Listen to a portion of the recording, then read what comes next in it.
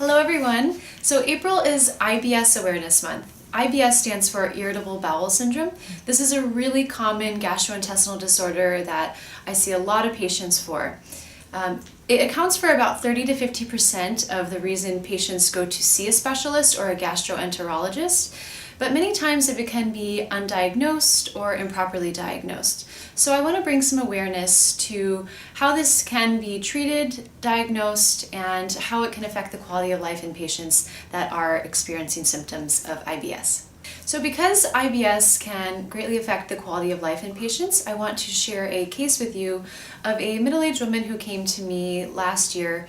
She had been experiencing multiple bowel movements per day, sometimes up to 12 times per day, for the past 30 years. She had been seen by numerous specialists and had some improvements along the way, but really her quality of life had been greatly impacted, and having to visit the bathroom multiple times a day really impacted her social life and her quality of life. So after I worked with her, she now is having normal bowel movements, her depression has lifted, her mood has improved, her husband has even noticed that her personality has changed, and she's really gotten her life back.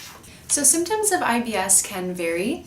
It's mainly characterized by changes in your daily bowel movements. This can be differences in frequency or consistency of stools, going to the bathroom too much or too little.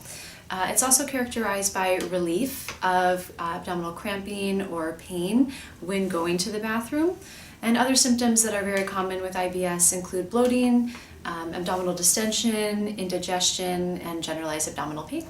The diagnosis is often made by exclusion, where we are ruling out other conditions that can mimic IBS. Many times the diagnosis is clinical, in which we take a thorough history of the patient and gather symptoms that correlate with irritable bowel syndrome. As a naturopathic physician, we're also looking at other conditions and triggers that can be underlying causes for patients, such as food allergies, food intolerances, dietary and lifestyle factors, and other psychological factors. So two examples of this, many patients that have irritable bowel syndrome tend to have triggers through anxiety or stressful events, such as taking an exam, recording a video, going on an interview.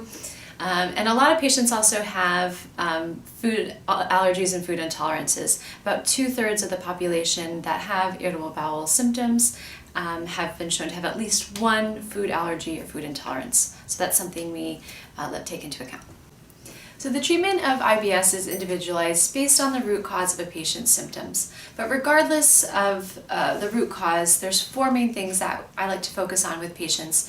Number one being diet. This is cornerstone in getting patients better and getting relief of symptoms. Number two is eliminating any food allergies or food sensitivities. This can cause a lot of inflammation and damage downstream and can impede the healing in patients. Thirdly is addressing emotional or psychological components. This can be a huge trigger for patients, as we talked about earlier, and so we really need to address this. And fourth, we have looking at specific herbals, botanicals, and nutrients that can act as building blocks for treatment for patients to optimize healing and their health. So as I've been sharing, April is IBS Awareness Month. This is a condition that affects many people.